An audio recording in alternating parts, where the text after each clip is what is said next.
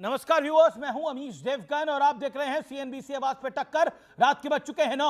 टक्कर में सबसे पहले हम बात करेंगे कांग्रेस पार्टी के member of parliament Imran Masood से, जो कि न्यूज मेकर है। आज हमारे साथ वो स्टूडियोज में मौजूद हैं।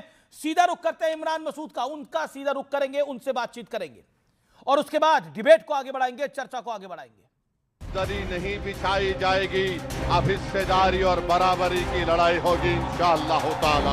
यूपी के अंदर उपद्रव नहीं उत्सव है। आज यूपी के अंदर नो कर्फ्यू नो दंगा, यूपी में है सब चंगा। डबल इंजन का धुआं निकल गया है। भारतीय जनता पार्टी को हटाने के लिए पीडीए परिवार पूरी तरीके से तैयार।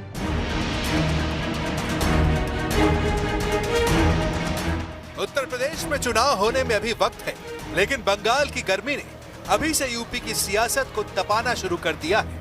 अगर कोई दोबारा बीजेपी को सत्ता में आने को रोकने की लिए कोशिश करता है कि मजलिस इत्तेहादुल मुस्लिमीन उनका साथ देने के लिए तैयार है। देखते हैं किससे अलायंस होगा उनका। उनके मोहल्ले की पार्टी है, ये बात सही है। अब मुल्क की पार्टी बनने की कोशिश कर रहे हैं। शुभकामनाएं। भाजपा को हराने वाला जो भी होगा उसका स्वागत। असदुद्दीन ओवैसी ने गठबंधन का पासा तो फेंक दिया, लेकिन समाजवादी पार्टी को खूब खरी खोटी भी सुनाई। अब बाबा के साथ बैठकर जिसने कहा था कि दिल में मदीना आंख में काबा, दोनों बैठकर चाय पी रहे हैं। ये तमाम के तमाम कठपुतलियां हैं बीजेपी आरएसएस के। इस बीच समाजवादी पार्टी के सांसद जावेद अली खान ने बहुसंख्यक आबादी के खिलाफ बेहद आपत्तिजनक टिप्पणी कर दी। जहां बहुसंख्यक ज्यादा तादाद में रहते हैं और भारतीय जनता पार्टी के द्वारा फैलाए गए जहर को बहुसंख्यक आवाम निगलने लगा है, वो जहरीला हो गया है काफी हद तक। उधर कांग्रेस के वरिष्ठ नेता अशोक गहलोत ने बीजेपी पर बड़ा हमला किया है। अरे जिसकी सोच ये हो हिंदूवादियों को, हिंदुत्व वालों को भड़काओ और राज करो। और इंदिरा गांधी जैसी नेता होती ना तो ऐसी पार्टी में बैन लगा देती वो बीजेपी सरकार। सवाल है, बीजेपी के खिलाफ विपक्ष ने एकजुट होकर देख लिया, क्या यूपी में वोट बैंक वाले बेमेल गठबंधन भी देखने को मिलेंगे? और सवाल ये भी, बटोगे तो कटोगे के जवाब में वोट बैंक वाले गठबंधन फायदेमंद होंगे या आत्मघाती? आज इसी पर होगी देश की सबसे बड़ी बहस। और अब वक्त है सुप्रसिद्ध विश्लेषण का। ये नजर डाल लेते हैं मुसलमानों की चुनावी हिस्सेदारी समझाने वाला विश्लेषण। पीडीए के सामने ओवैसी 110 सीटों पर करीब 35% अल्पसंख्यक आबादी है। 11 सीटों पर अल्पसंख्यक आबादी 50% से ज्यादा है, जो कि बड़ा आंकड़ा है। साइकिल को नुकसान यानी सपा को नुकसान। 2022 विधानसभा चुनाव में एआईएमआईएम ने करीब 10 सीटों पर समाजवादी पार्टी को नुकसान किया था। इसके अलावा एसपी को पछाड़ा। 2023 के यूपी निकाय चुनाव में मेरठ में एआईएमएम का मेयर उम्मीदवार दूसरे और एसपी का तीसरे नंबर पर रहा, यानी समाजवादी पार्टी से मेरठ में आगे निकल गई असदुद्दीन ओवैसी की पार्टी। बिहार में राजद को नुकसान, लालू यादव की पार्टी को नुकसान। 2025 विधानसभा चुनाव एआईएमआईएम 5 सीट जीती, करीब 15 सीटों पर राजद को यानी आरजेडी को नुकसान पहुंचाया गया।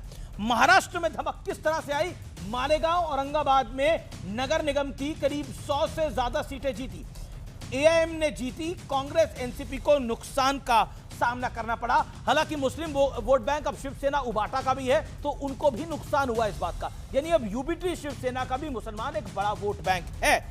मोदी योगी फैक्टर क्या है, आइए उसकी बात कर लेते हैं। सीएम योगी को का बटोंगे तो कटोंगे वाला संदेश साफ है।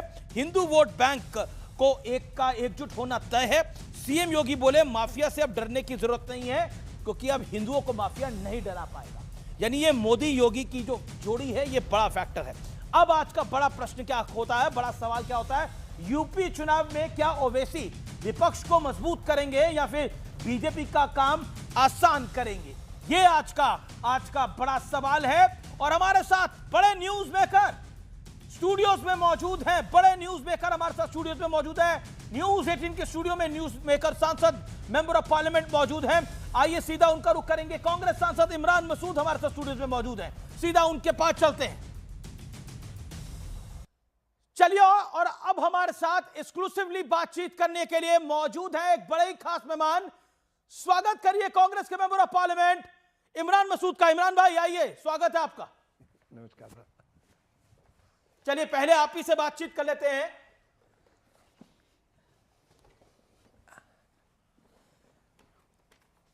इमरान मसूद जी, मेरा सवाल पहला आपसे यह है कि मुसलमान अब दरी नहीं बिछाएगा, उसे सम्मानजनक हिस्सेदारी चाहिए, यह असाउद्दीन ओवैसी कह रहा है, क्या कहना चाहते हैं आप? देखिए, रिप्रेजेंटेशन लगातार आप देखेंगे तो घट रहा है, इसमें कोई दो राय नहीं है जी। लेकिन मुल्क के अंदर जो हालात और माहौल बना हुआ है, उस हालात और माहौल के मद्देनज़र ज़रूरत इस बात की है कि किस तरीके से ये जो नफ़रत पूरे मुल्क के अंदर फैल गई है, हम इस नफ़रत को हराने में कामयाब हों और इस नफ़रत को समाज से निकालने में कामयाब हों कि जाति और धर्म के नाम के ऊपर लोगों के साथ जुल्म होना बंद हो। आप बड़े न्यूज़ मेकर हैं आज, इसलिए मैं ये बात बोल रहा हूं। आप कह रहे हैं कि ये जुल्म हो रहा है, लेकिन कांग्रेस के तो बड़े नेता हैं अशोक गहलोत, वो कह रहे हैं कि हम तो भारतीय जनता पार्टी को बैन कर देते अगर इंदिरा गांधी आज जिंदा होती तो। देखिए, मैं भी उसी कार्यक्रम में था, उस कार्यक्रम में जहां वो बयान दिया मैं भी था उस कार्यक्रम में, और गहलोत साहब ने जिस परिप्रेक्ष्य में वो बात कही वो इसी परिप्रेक्ष्य में की कि जो माहौल मुल्क के अंदर बन रहा है, और उन्होंने कहा था अगर इंदिरा जी होती तो इंदिरा जी के रहते हुए तो ये नफरत पनप ही नहीं सकती थी। उन्होंने तो कभी नफरत का, कांग्रेस कभी नफरत की बात ही नहीं करती है जी, लेकिन कांग्रेस नफरत की बात नहीं करती है, लेकिन बीजेपी को बैन करने की बात कहती है। देखिए, यूं तो आरएसएस पे भी बैन हुआ है, ये कौन सी बात पर खोला भी तो कांग्रेस नहीं। हाँ, खोला भी कांग्रेस नहीं। अब आप बीजेपी से कोई चुनाव नहीं हरा पा रहे तो बैन कर देंगे? एक सेकंड सर, एक सेकंड। हाँ बताइए।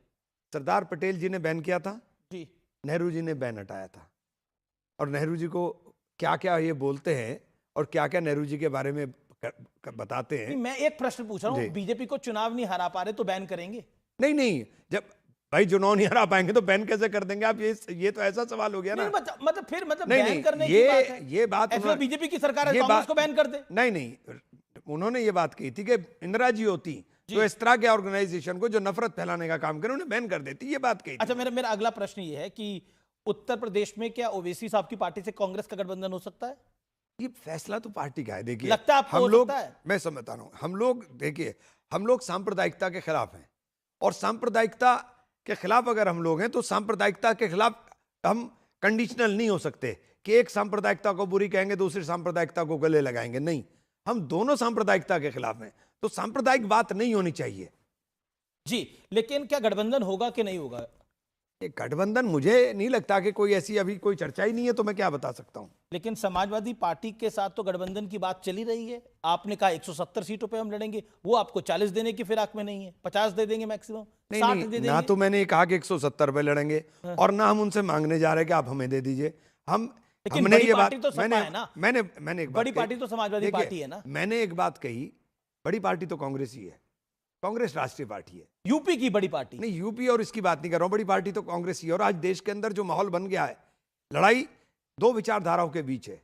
एक विचारधारा के ध्वजवाहक मोदी साहब हैं और दूसरी विचारधारा के ध्वजवाहक राहुल गांधी जी हैं। बीच का कोई रास्ता नहीं है इस वक्त देश में। नहीं, आप कह रहे बीच का कोई रास्ता नहीं है, लेकिन 170 तो आपको नहीं देगी। नहीं, मैंने 170 की फिगर जो आप बोल रहे हैं, हमारी जो तैयारी है, हम लोग 403 सीटों के ऊपर तैयारी कर रहे हैं। अविनाश पांडे ने भी बोला, जो आपके प्रभारी हैं। लगभग देखिए, हमने लगभग 70% से ज्यादा बूथों के ऊपर अपने बूथ अध्यक्ष नियुक्त कर दिए हैं, बूथ कमेटियां बना दी हैं, तो हम ऑलमोस्ट काम कर चुके हैं। उस लिहाज से हम काम कर रहे हैं। तो मैंने कहा था ए कैटेगरी, बी कैटेगरी और सी कैटेगरी, तो ए कैटेगरी में 170 के करीब सीट है। कितनी सीटों पे कांग्रेस अलायंस करेगी? अगर 50 सीटें मिलती है अलायंस कर लेगी कांग्रेस पार्टी? नहीं, देखिए, मैं उस रणनीति का हिस्सा नहीं हूं। अगर मैं बैठूंगा तब मैं ये बात कह सकता हूं। ये पार्टी नेतृत्व तय करेगा, पार्टी नेतृत्व किसको बैठाएगा ये भी पार्टी नेतृत्व तय करेगा। तो मुझे नहीं पता कि कौन उसको तय करेगा, लेकिन हमारा काम है कि कांग्रेस के जो वर्कर हैं, जो कांग्रेस के कार्यकर्ता हैं, उनका भी हमें ध्यान रखा जाना चाहिए, अपनी पार्टी का अस्तित्व भी हमें बचाना है। अच्छा, क्या आपको लगता है ओवैसी आपका वोट काटेगा, मुसलमानों का वोट काटेगा अगर ओवैसी मैदान में उतरते हैं? क्योंकि हमने बंगाल में देखा, हमने बिहार में देखा। देखिए, बंगाल में और बिहार के दोनों नतीजे क्या हुआ? बीजेपी जीत गई। पिटाई किसकी हुई? जिस अब्दुल को आप दरी बिठाने की बात कर रहे हैं, पिट तो अब्दुल ही रहा है बेचारा। तो अब इस बात को भी सोचना चाहिए कि आपके जाने से अगर बीजेपी जीत रही है तो आप मत जाइए। बीजेपी को अगर आप ईमानदारी के साथ हराना चाह रहे हैं तो अलायंस करिए ना। वो तो अलायंस के लिए आपके पास आ रहे हैं, पर आप अलायंस ही नहीं कर रहे। नहीं, देखिए, मैं फिर वही अलायंस की बात आई, हम सांप्रदायिकता के खिलाफ हैं, तो सांप्रदायिक बात जो भी करेगा हम उसके खिलाफ रहेंगे। कोई भी अब सांप्रदायिक समाजवादी पार्टी भी तो वोट जिहाद की बात करती है, तो उसके साथ ही हैं नहीं आप भी। नहीं, मुझे नहीं समझ में आता है जिहाद लफ्ज कहां से ले आए। तो वो तो बोला तो उन्हीं के नेता ने। नहीं नहीं, तो गलत बोला ना। देखिए गलत बात अगर कोई बोलेगा तो उस गलत बात को सही थोड़ा ही ना हो जाएगी किसी के गलत बोलने से। अच्छा, बिल्कुल आखिरी राउंड है सवालों का। मैं आपसे पूछता हूं, क्या समाजवादी पार्टी अगर 50, दोबारा पूछ रहा हूं ये सवाल, 50-60 सीटें देती है तो आप लोग लड़ेंगे चुनाव? तो हमें जरूरत क्या आ रही है राजनीति करने की? फिर हम राजनीति किसके लिए कर रहे हैं?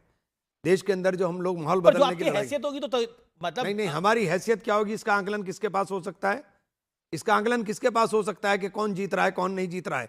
कोई जीत के सर्टिफिकेट, हाँ बीजेपी तो कह सकती है कि हमारी ईवीएम सेट है, हमने जीत के सर्टिफिकेट तैयार रखे हैं। बीजेपी के पास तो हो सकता है, समाजवादी के पास तो ये फॉर्मूला भी नहीं है।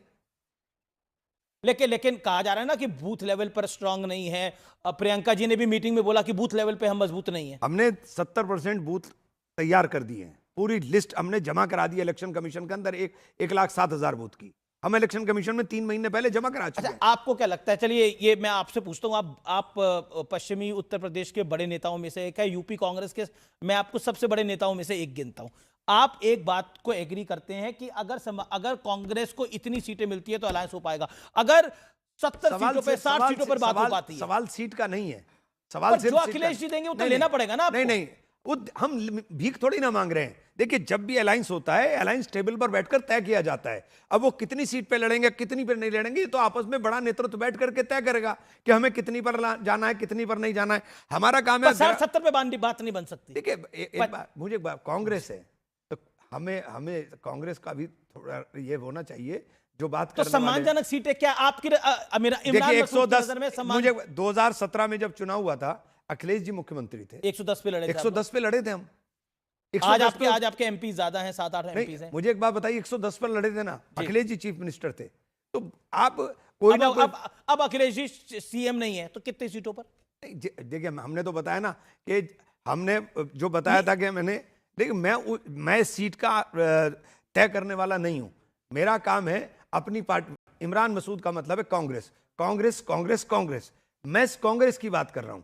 कांग्रेस के साथ अगर अलायंस होगा तो टेबल पर बैठ करके जब चर्चा होगी, बड़े नेता चर्चा करेंगे तो फैसला वो करेंगे। 60-70 पे बात नहीं बनेगी आपको लगता है? नहीं, कैसे बन जाएगी, कैसे बन जाएगी? हम तो 2017 में 110 पे लड़े थे। तो आपको लग रहा है आपको 110 तो देने नहीं वाले वो लोग? हम लोग तैयारी कर रहे हैं ना 400 की। हम लोग तो पूरी तैयारी करे हुए हैं। अच्छा, अगर गठबंधन होना है तो 150 के पार ही होगा आपको लगता है? देखिए मुझे लगता है कि बेटर तरीके से होगा गठबंधन। 150 के पार होगा, हाँ या ना? मैं तो इससे चाहूंगा 200 के पार हो जाए सर। मेरी चाहत अगर देखेंगे तो मैं तो कांग्रेस का चाहूंगा। वो तो चाहत की बात हो गई, फिर भी आपको एक नेचुरल क्या नंबर लगता है? क्योंकि 170 का नंबर आया निकल के, क्या 160, 70, 75? हमने 170 से ज्यादा सीटों के ऊपर 172, 173 सीटें हैं जिनको हमने आइडेंटिफाई किया कि हम 172 सीटों पे आपको लगता है कि बात बनेगी? जी, हम लोग चाहते हैं कि ये हमने एक कैटेगरी के अंदर छांट के रखा है। अब ये जो लोग नैरेटिव बना रहे थे कि हमारे पास उम्मीदवार नहीं है, अरे भाई हमने बूथ पर आदमी खड़ा कर दिया, अब आप उम्मीदवार की बात कर रहे हैं। बूथ पर बिना उम्मीदवार के तो आदमी खड़ा नहीं कर सकते हम। जी जी जी, चलिए मैं रैपिड फायर राउंड की तरफ आता हूं। असाउद्दीन ओवैसी मुसलमानों के नेता है, हाँ या ना? नहीं, देखिए मुसलमानों का रिप्रेजेंटेशन नहीं मानते आप? ठीक है। अरविंद केजरीवाल बीता हुआ कल है या भविष्य के राजनेता है अरविंद केजरीवाल? देखिए अरविंद भाई पूर्व मुख्यमंत्री हैं और क्या है।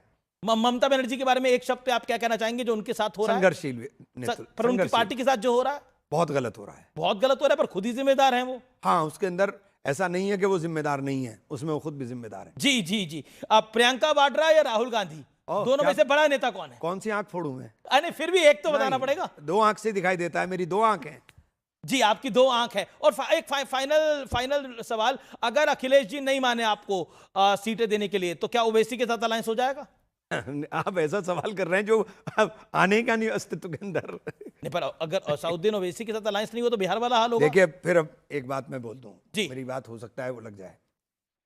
अब हालात जो मुल्क के अंदर बने हैं, कोई रास्ता नहीं है राहुल गांधी का हाथ थामे बिना चलने का। राहुल गांधी जी का हाथ अगर थामेंगे तो ही बचने का रास्ता है, अदरवाइज ये समाजवादी पार्टी के लिए भी, किसी सबके लिए। आप हश्र देख लीजिए क्या हुआ है। अगर ममता जी ने इस हाथ को जो अब थामा है, इस हाथ को 6 महीने पहले थाम लिया होता तो ममता जी का ये हश्र ना होता। महाराष्ट्र में तो उद्धव ठाकरे ने आपका हाथ थामा, निपट तो वो भी गए।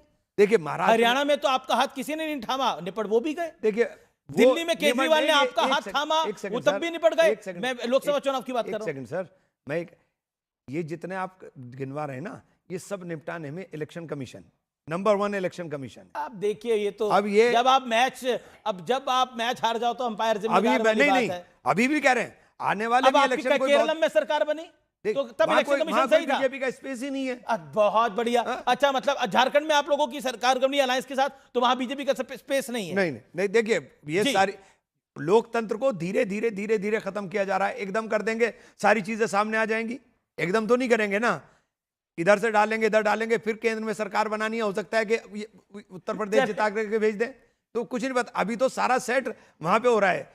सारे ज्ञानी व्यक्तियों की भर्ती इलेक्शन कमीशन में, बार बार कहता हूं कि इलेक्शन कमीशन में एक कुर्सी डाल दीजिए, बीजेपी कार्यालय से पर्ची आए और वो सर्टिफिकेट वहां से जी जी, बहुत बहुत शुक्रिया इमरान मसूद आपका हमारे साथ आने के लिए और एक्सक्लूसिवली न्यूज मेकर आए आप आज हमसे बात करने के लिए। बहुत बहुत धन्यवाद इमरान मसूद। चलिए अब चर्चा को आगे बढ़ाते हैं। तो ये थे इमरान मसूद हमारे साथ स्टूडियोज के अंदर। चलिए इस चर्चा को आगे बढ़ाते हैं। बहुत बड़ी बात बोली है कि अगर 6 महीने पहले ममता बनर्जी राहुल गांधी का हाथ थाम लेती तो आज ये हश्र नहीं होता। यानी ममता बनर्जी खुद जिम्मेदार है अपने इस हश्र के लिए। बड़ा बयान है और 170-72 सीटों से कम पे बात नहीं बनेगी। और कांग्रेस पार्टी यूपी में, कांग्रेस पार्टी बड़ी पार्टी है समाजवादी पार्टी से। एक तरह से इमरान मसूद जो यूपी में कांग्रेस के सबसे बड़े नेताओं में से एक है, हमारे स्टूडियोज में अब से कुछ मिनट पहले उन्होंने बहुत बड़ी स्टेटमेंट दी है। मेरे साथ प्रदीप भंडारी, फराज किदवई, वारिस पठान जुड़ रहे हैं, सीधा उनका रुख करूंगा। कांग्रेस के प्रवक्ता भी हमारे साथ जुड़ेंगे और ईशान त्यागी जी हमारे साथ जुड़ रहे हैं, उनका भी स्वागत है। लेकिन फराज किदवई, बड़ी स्टेटमेंट अपने आप में, 170 सीटों से कम पे बात नहीं होगी, इमरान मसूद का बयान। देखिए, इमरान भाई इंडिया अलायंस के सांसद हैं और हम लोग उनकी बहुत रिस्पेक्ट भी करते हैं, लेकिन गठबंधन जो है अमीर जी, वो हमेशा बड़े दिल से चलते हैं। इमरान भाई 2012 में इलेक्शन लड़े विधानसभा का, 2014 में लड़े पार्लियामेंट का, 2017 में असेंबली का, 2019 में पार्लियामेंट का और 2024 में भी फिर पार्लियामेंट का। उनको जो जीत मिली वो 2024 में मिली जब कांग्रेस पार्टी का समाजवादी पार्टी के साथ गठबंधन था। हमारे राष्ट्रीय अध्यक्ष आदरणीय अखिलेश यादव जी ने हमेशा से अमीर जी गठबंधन धर्म का जो पालन किया है, जो गठबंधन धर्म निभाया है, वो हमेशा बड़े दिल से निभाया है। 2017 में भी हमारा कांग्रेस के साथ गठबंधन था और अभी आप लोग ने बताया कि 100 से ज्यादा सीटें हमने दी। 2019 में बीएसपी के साथ हमारा गठबंधन था तो हमने अपने से ज्यादा बीएसपी को सीटें लड़ने के लिए दी। लेकिन यह देखना पड़ेगा कि जैसा आदरणीय अखिलेश यादव जी ने कहा था अमीर जी, कि कौन सी सीट पर कहां पर कौन जीत सकता है। जरूरी यह नहीं है कि समाजवादी पार्टी कितनी सीटों पर लड़ेगी या कांग्रेस पार्टी कितनी सीटों पर लड़ेगी। जरूरी यह है कि भारतीय जनता पार्टी को उत्तर प्रदेश में 150 के अंदर सिमटा दिया जाए। अब उसके लिए सीटों का क्या आंकड़ा होगा, क्या नहीं होगा, यह तो देखने वाली बात है। कांग्रेस हमारा पुराना अलाई है, मानते हैं, हम लोग साथ में मिलकर के। मैं आपके इतने बड़े शो के माध्यम से ये बताना चाहता हूं कि हमारे राष्ट्रीय अध्यक्ष आदरणीय अखिलेश यादव जी, अमीर जी पहले ही कह चुके हैं कि हम कांग्रेस के साथ मिलकर के इलेक्शन लड़े थे, क्योंकि जब कांग्रेस हमारे साथ नहीं थी 2022 में तो उनको 2 सीटें मिली थी। उसके बाद में जब 2024 में पार्लियामेंट में हमारे साथ आए तो उनके सांसद 6 हो गए। सोचिए, 2 विधायक की पार्टी को 6 सांसदों की पार्टी बनने का मौका मिला उत्तर प्रदेश से। रही बात बड़ी पार्टी की और छोटी पार्टी की, जैसा कि इमरान मसूद साहब ने आप बताया, देखिए कोई भी पार्टी बड़ी या छोटी तब होती है जब जनता उसको कितने वोट दे रही है, इस चीज पर डिपेंड करता है।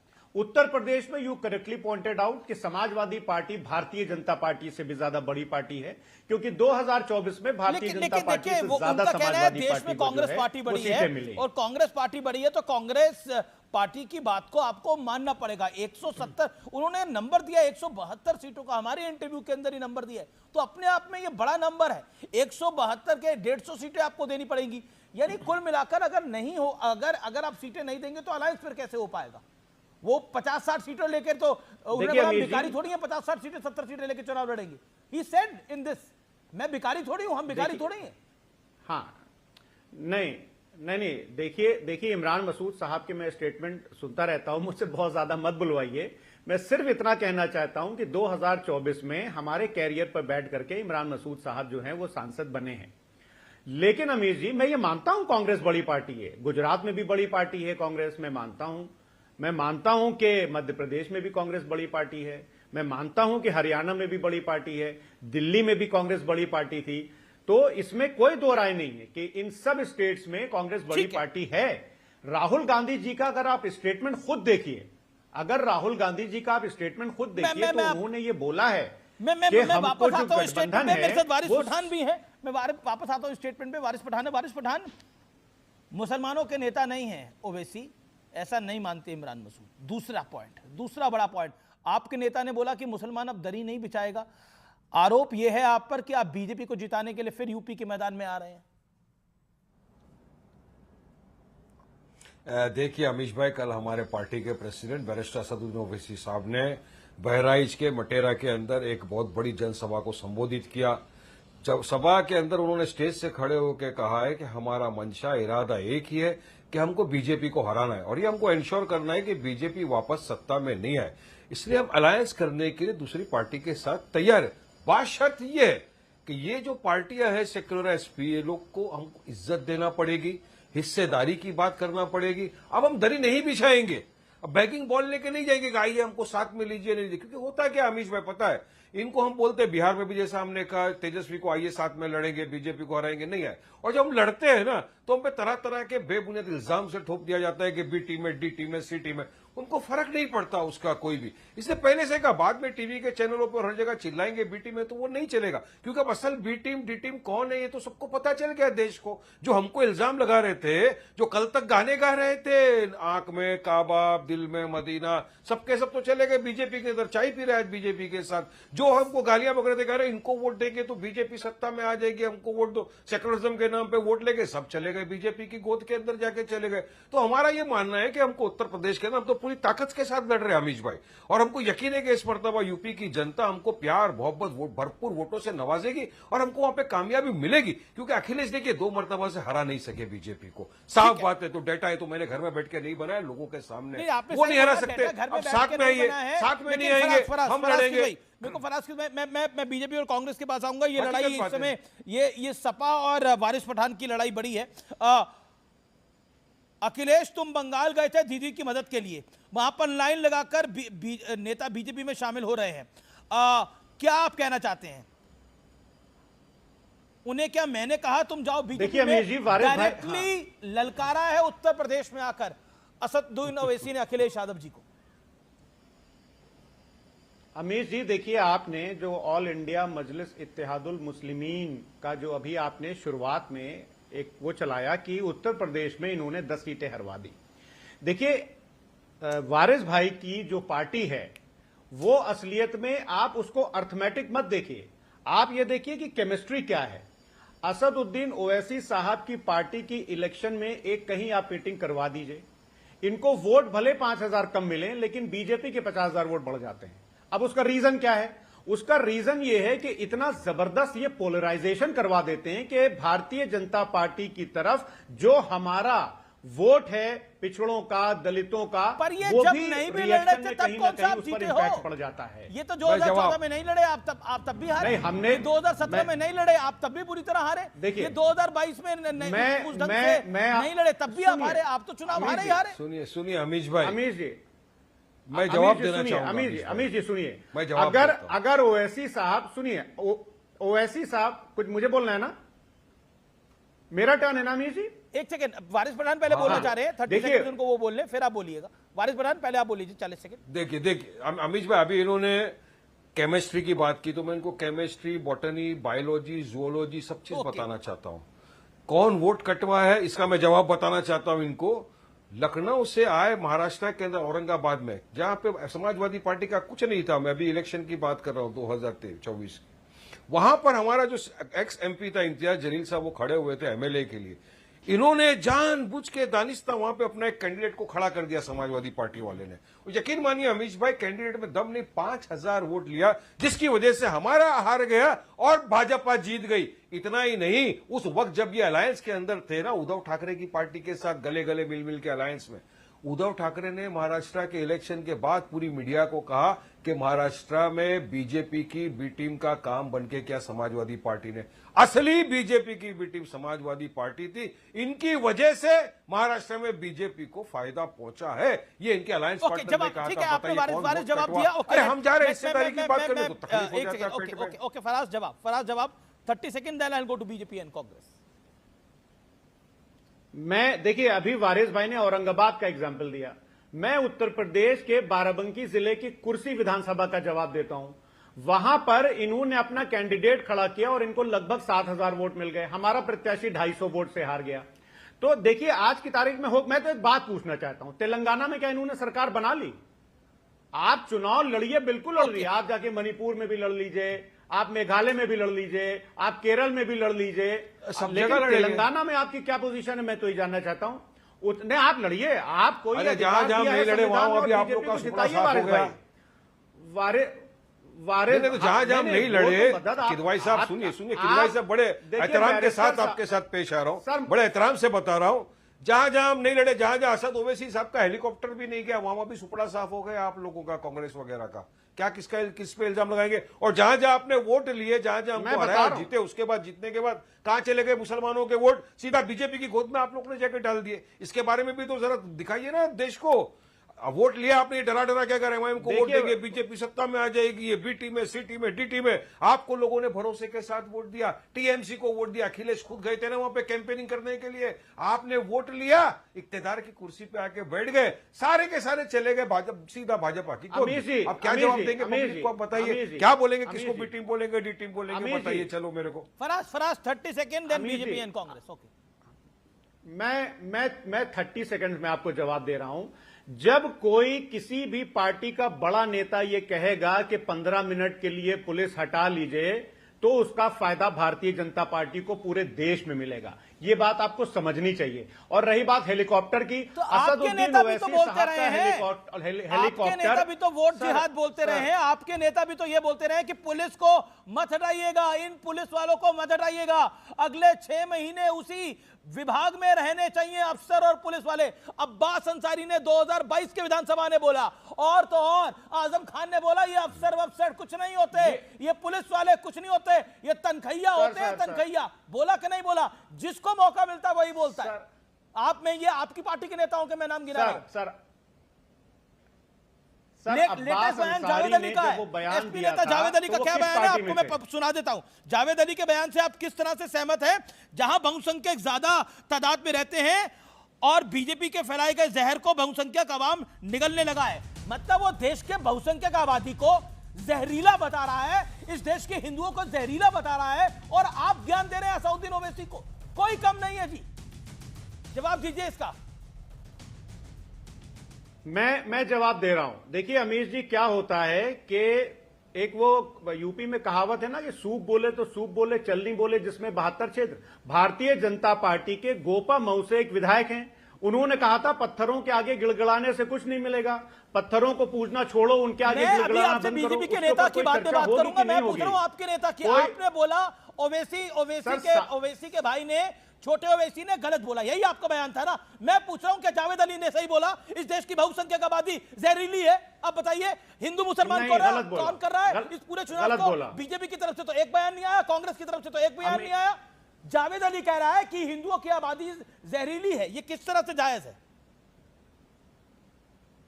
अमीर जी, मैं इस बयान का समर्थन नहीं करता हूं। कार्रवाई करिए महाराज, जावेद अली पे कार्रवाई करिए, समर्थन की बात नहीं है। अरे सर, कार्रवाई करिए आप लोग। सर सुनिए तो, अमीर जी सुनिए तो, मैं ये जानना चाह रहा हूं कि श्याम प्रकाश जी के ऊपर कोई कार्रवाई होगी कि नहीं होगी, उसका भी जरा से आप अपने इतने बड़े चैनल से, इतने बड़े, आप कह रहे थे कि ये इनके नेता जब बयान देते हैं तो फायदा बीजेपी का कराते हैं, यही बोला ना फराज भाई? देखिए, मेरे साथ 2 नेशनल पार्टी बीजेपी और कांग्रेस के प्रवक्ता के पास मैं अभी तक गया नहीं हूं। आप सोचिए कितना इंपॉर्टेंट विषय है ये। अभी आप कहते हैं कि ओवैसी साहब की पार्टी आती है तो बीजेपी को फायदा देती है, इस तरह के बयान देकर। जावेद अली किसका फायदा कर रहे हैं? जावेद अली किसका फायदा कर रहे हैं? जवाब दीजिए। ओवैसी, देखिए ओवैसी साहब की पार्टी जो है, वो जब ओवैसी साहब का हेलीकॉप्टर किसी विधानसभा क्षेत्र में उतरता है तो उनको वोट भले 2000 मिले, वो वोट भले 2000 मिले, लेकिन भारतीय जनता पार्टी के 20,000 वोट बढ़वा देते हैं। मेरे को जवाब लेना पड़ेगा, मुझे जवाब लेना पड़ेगा वारिस पठान से। वारिस पठान 30 सेकंड वारिस पठान।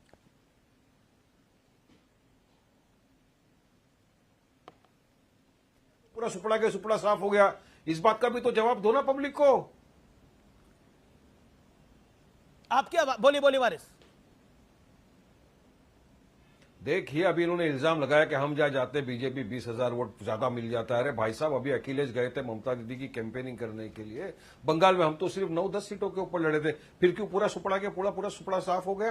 किसने वोट काटा? किसने बीजेपी को फायदा पहुंचाया? लाखों वोट से क्यों जीत गई बीजेपी? इसके ऊपर भी तो जरा गौर डालिए ना। ये जब तक आप लोग अपने अंदर सेल्फ इंट्रोस्पेक्शन नहीं करेंगे ना किदवाई साहब, तब तक ये बेड़ा गर्क होना ही है आप लोगों का। 2 बार आप हार गए, चलिए वहां पे हम लड़े थे क्या चुनाव? हम लोग तो मैंने लड़ रहे हैं। क्यों आप में ताकत नहीं थी हराने की? बीजेपी को क्यों नहीं हरा सके? अखिलेश क्यों नहीं हराया उनको? क्योंकि आप अपने अंदर झांकते नहीं। आप ईशान त्यागी का रिएक्शन लेता हूं। एक सेकंड, फेविकोल जमा के बैठ जाओगे, फिर बोलोगे मुसलमानों को वोट दे। काय को देगा? आपको लगता है ओवैसी साहब के लड़ने से ऑपोजिशन हार जाता है बंगाल से लेकर यूपी तक? 40 seconds, a quick comment on this. अमीर जी, सबसे पहली बात तो ये कि देखिए, जो भी ताकतें सांप्रदायिक नहीं है वो हम उनका स्वागत करते हैं और इंडिया गठबंधन का हिस्सा वो बन सकती हैं, क्योंकि हम सांप्रदायिक ताकतों के खिलाफ लड़ रहे हैं, चाहे वो उत्तर प्रदेश हो, पूरा देश हो। राहुल गांधी जी इन सांप्रदायिक ताकतों को हराने के लिए ऐसी ताकतों को ढूंढ रहे हैं जो सांप्रदायिक नहीं है। अगर सांप्रदायिक ताकत, मेरे बीच में कोई बोल रहा है अमीर जी, एक बार थोड़ा सा समाजवादी पार्टी के वो कह रहे हैं एमआईएम इंडिया गठबंधन का हिस्सा नहीं है, वो कह रहे हैं। हम उन सब ताकतों का स्वागत करते हैं जो दलितों पे हो रहे अत्याचार के खिलाफ बोलने को तैयार हैं, जो पिछड़ों पे हो रहे अत्याचारों के खिलाफ बोलने को तैयार हैं, जो अल्पसंख्यकों के खिलाफ जो अत्याचार हो रहे हैं उनको उनके लिए बोलने को तैयार है। हम उन सब ताकतों का स्वागत करते हैं। जिस तरीके से बीजेपी सनातन का और हिंदू धर्म का अपमान कर रही है, प्रभु श्री राम जो हमारे आराध्य हैं उनके नाम पे चंदा चोरी कर रही है, अब से नहीं 1990 से चोरी करती आ रही है। बीजेपी, आरएसएस और विश्व हिंदू परिषद जैसे जो संगठन है वो प्रभु श्री राम के नाम पे अब जो चंदा चोरी कर रहे हैं। अगर जो लोग सनातन का अपमान कर रहे हैं इनके खिलाफ बोलने को जो तैयार हैं, जो बेरोजगार युवाओं के लिए बोलने को तैयार हैं, जो महिलाओं पर अत्याचार हो रहे हैं उनके खिलाफ बोलने को तैयार हैं, हम उन सब स्वागत। नहीं, बिल्कुल आपने बोला ये जो समाजवादी मेंबर ऑफ पार्लियामेंट, बता दीजिए, एक सेकंड, मैं बिल्कुल आपको कह रहा हूं Samajwadi party member of parliament Javed Ali साहब ने जो बयान दिया है वो सही है या गलत है? कि उनके नेता असदुद्दीन ओवैसी ने ऐसी, मैं एक सवाल पहले वारिस पठान साहब से एक सवाल पूछता हूं, क्या उनके नेता असदुद्दीन ओवैसी ने इन सब मुद्दों पर बोलने की उनमें कुव्वत है, उनमें ताकत है, उनमें हैसियत है? पहली बात तो इसका जवाब दीजिए। वाहिद वही इंसान है पूरे भारत देश के अंदर जो सड़क से लेके संसद, एक सेकंड, जिस तरह की सांप्रदायिकता वो फैलाते हैं वो भारतीय जनता पार्टी की तरह ही सांप्रदायिक हैं, और सांप्रदायिकता जो सांप्रदायिकता है, लेकिन तेलंगाना में अलायंस कांग्रेस ने करा। ईशान त्यागी जी, ज्ञान आप दे रहे हैं, लेकिन तेलंगाना में अलायंस आपने करा। तेलंगाना में अलायंस आपके साथ है, वो बीजेपी के साथ नहीं है। सरकार उन्होंने आपकी बचाई साल 2010 के अंदर, 2009 में समर्थन आपका था। यूपीए 1-2 दोनों का हिस्सा था। 2023 में 2000, अरे भाई साहब सुनिए, जवाब सुनिए। आपको अतीत में ही जीना है तो बात अलग है, अगर वर्तमान की बात करनी तो वर्तमान की बात करते हैं। 2023 में इस तरीके से तो भारतीय जनता पार्टी ने पीडीपी के साथ सरकार बनाई। गलत करा ना पीडीपी के साथ बीजेपी ने सरकार बनाई। मैंने देश के गृह मंत्री से सवाल पूछा, देश के गृह मंत्री तब वो बीजेपी के अध्यक्ष होते थे अमित शाह, मैंने सवाल पूछा और किसी से नहीं, गृह मंत्री से, तत्कालीन बीजेपी अध्यक्ष से सवाल पूछा। गलत करा बीजेपी ने भुगता उसको और करेक्ट करी अपनी मिस्टेक। वही तो कर रहा हूं। ओके, मैं प्रदीप भंडारी का रुख करता हूं। Pradeep Bhandari, I am very sorry, I am coming late to you, but I will make it up. Okay, I am coming late to you. सुनिए। ओके, लेकिन ये जावेद अली का जो बयान, मैं आऊंगा आपके पास। जावेद अली का जो बयान है, जावेद अली का जो बयान है उसको आप कैसे देखते हैं? देखिए अमीश जी, आज इस देश के करोड़ों हिंदुओं को समाजवादी पार्टी ने जहरीला बुलाया है, और ना राहुल गांधी ने इसका खंडन किया है, ना अखिलेश यादव ने इसका खंडन किया है।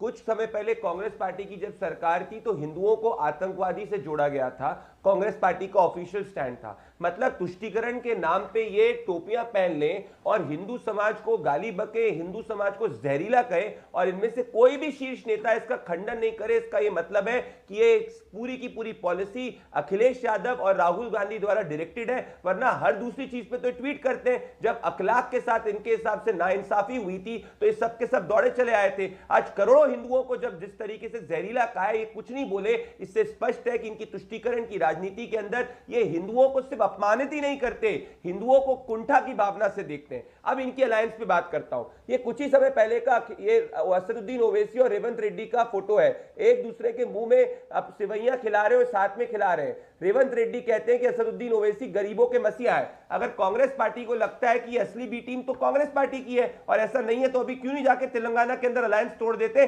नहीं तोड़ेंगे, क्योंकि ये सब के सब एक दूसरे को मदद करते हैं। तीसरी बात बहुत बड़ी कहने वाला हूं मैं, इनके दोहरे मापदंड देखिए। एक तरफ मुसलमानों की बात करेंगे, अभी तक प्रभु श्री राम के मंदिर के दर्शन करने नहीं गए, पर जब मुसलमानों को टिकट देने की बात आती है तो समाजवादी पार्टी जो पहले 39 टिकट मुसलमानों को देती थी अब 4 दे रही है। कांग्रेस पार्टी जो 31 टिकट दे रही थी इससे 19 आप तो एक भी नहीं देते। आप तो प्रदीप भंडारी, यहां मुझे आपको टोकना पड़ेगा फैक्चुअली थोड़ा। आप तो एक भी नहीं देते टिकट, आप तो एक भी मुसलमान को टिकट नहीं देते। अगर देते तो बताइए Pradeep Bhandari.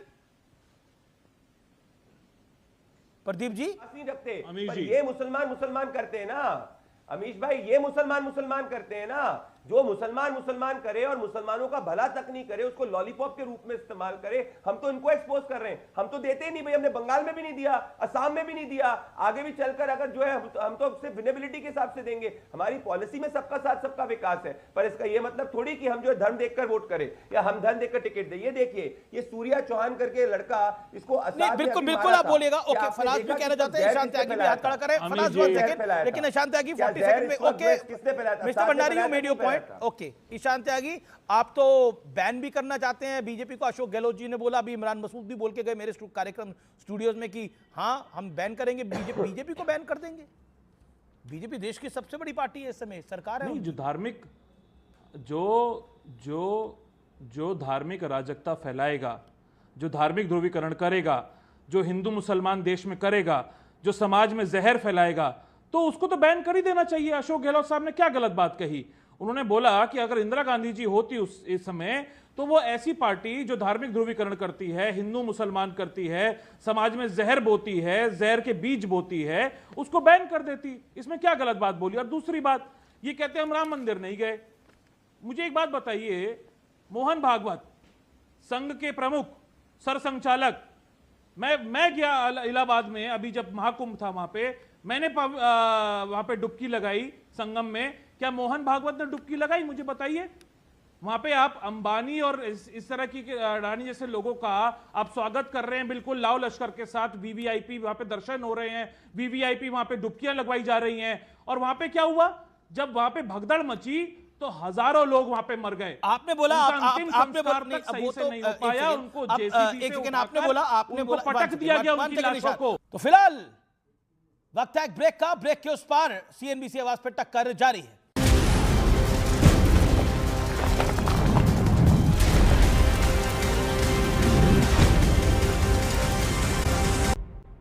Welcome back viewers, आप देख रहे हैं सीएनबीसी आवाज पे टक्कर का आज का स्पेशल ब्रॉडकास्ट। इमरान मसूद का बड़ा स्टेटमेंट, बड़ा बयान। यूपी में 150 से ज्यादा सीटें की उम्मीद है हमें, बड़ी खबर। आपने बोला कि देखिए, हिंदू मुसलमान जो करता है वो हमें अच्छा नहीं लगता, वो गलत है, उसे तो उस पार्टी को बैन करना चाहिए। रेवंत रेड्डी कांग्रेस के सीएम है, तेलंगाना के मुख्यमंत्री हैं, वो कहते हैं कांग्रेस का मतलब मुसलमान, मुसलमान का मतलब कांग्रेस, उनका बयान है ऑफिशियल। उसके बाद जावेद अली का क्या बयान है मुझे आपको बताने की दोबारा जरूरत नहीं है। जहां बहुसंख्यक ज्यादा तादाद में रहते हैं और बीजेपी के फैलाए गए जहर को बहुसंख्यक आवाम निगलने लगा है। मतलब वो कह रहे हैं कि देश की बहुसंख्यक आबादी जो है वो जहरीली है। वो सही है, वो सही है। वो तो उनके अभी प्रवक्ता नहीं बोल दिया ना अमीश जी, फराज के रेवंत रेड्डी अभी आपके रेवंत रेड्डी सही है कि वो इसका इत्तेफाक, तो आपके सीएम है। एक मिनट, तो जावेद अली, एक मिनट, दोनों गलत है आप कह रहे हैं। सवाल करने के बाद जवाब भी तो सुनिए, सवाल सुनने के बाद जवाब भी तो सुनिए। एक बार सवाल करने के बाद अभी अभी अभी देखिए, पहले जावेद अली की बात करते हैं, रेवंत रेड्डी जी की भी बात करेंगे। मैं भागूंगा नहीं, मैं बीजेपी नहीं हूं, मैं मोदी जी नहीं हूं, मैं भागूंगा नहीं सवालों से, चिंता मत करिए। जावेद अली जी ने जो बोला है हॉलिडे उससे हम डेस्टिनेशन पे इत्तेफाक जाऊंगा नहीं मैं रखते, कांग्रेस उससे भी को। समाजवादी पार्टी के प्रवक्ता ने बोल दिया कि हम इत्तेफाक नहीं रखते। लेकिन जिस योगी ब्रांड ऑफ पॉलिटिक्स को आप लोग बहुत सेंसेशनलाइज करते हैं, जिसको आप ग्लैमरस बना के रखते हैं, उस योगी ब्रांड ऑफ पॉलिटिक्स में हमने 80-20 की भी बात सुनी, हमने ये बात सुनी कि बटेंगे तो कटेंगे, हमने ये बात सुनी कि ना गौ माता को कटने देंगे ना हिंदुओं को बटने देंगे, और ये सब बोलने के बावजूद भी यूपी टॉप एक्सपोर्टर बन गया बीफ का, और भारत ओके प्रदीप भंडारी जवाब, प्रदीप भंडारी जवाब, audio sound, Pradeep Bhandari 30 second, Pradeep Bhandari 40 second, make your point. Pradeep.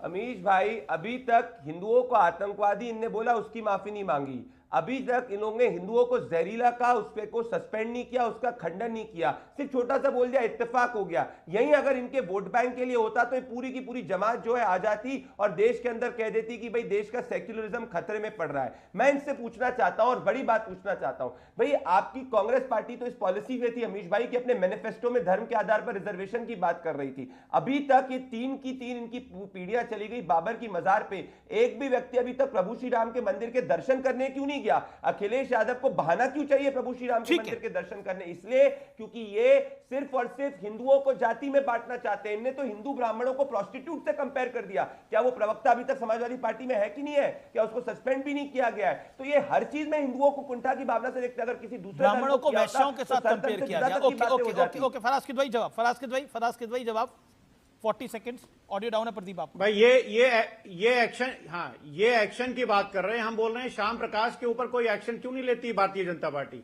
उनको बयान दिए हुए तो लगभग 1 महीना हो गया ना, उस पर ये चुप हैं। अभी ये बोल रहे थे तुष्टीकरण की टोपी, तो ये अटल बिहारी वाजपेयी जी किस करण की टोपी लगाए जरा से ये भी बता दीजिएगा। और एक टोपियां नहीं, बहुत सारी टोपियां हैं, इसमें सऊदी अरब का गमछा भी पहने हुए हैं, तुष्टीकरण की टोपी भी पहने हुए हैं। रही बात मजार की, तो जिन्ना की मजार पर सर पटकने कौन गया था?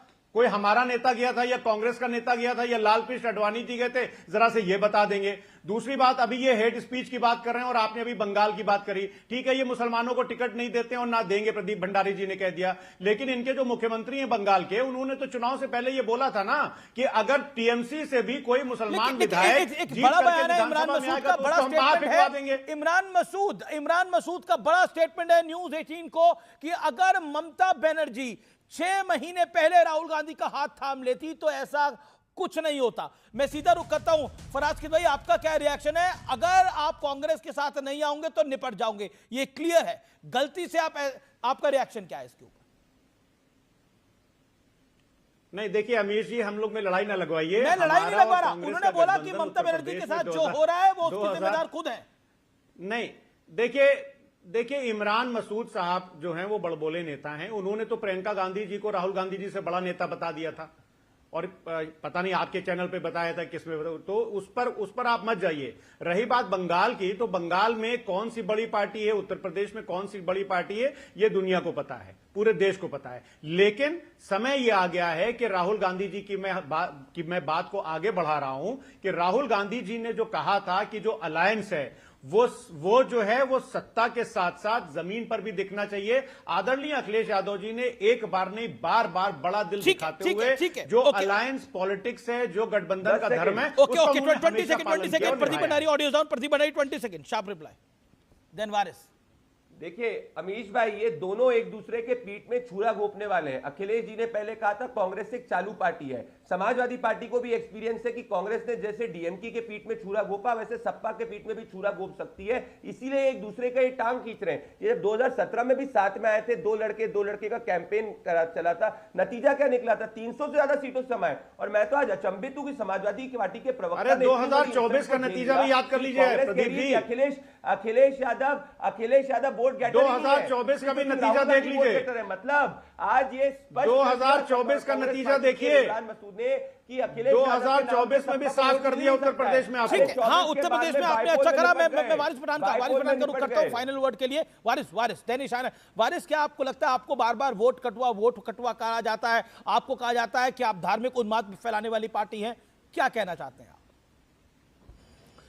देखिए, अभी कांग्रेस के प्रवक्ता ने कहा कि बताइए असद ओवैसी ने एमआईएम ने क्या काम किया मुझे। मैं इनको दिखाता हूं, सड़क से लेकर संसद तक अगर दलितों की, शेड्यूल कास्ट की, पिछड़ा वर्ग की, मुसलमानों की कोई बेबाक आवाज है तो सिर्फ और सिर्फ बैरिस्टर असदुद्दीन ओवैसी साहब है।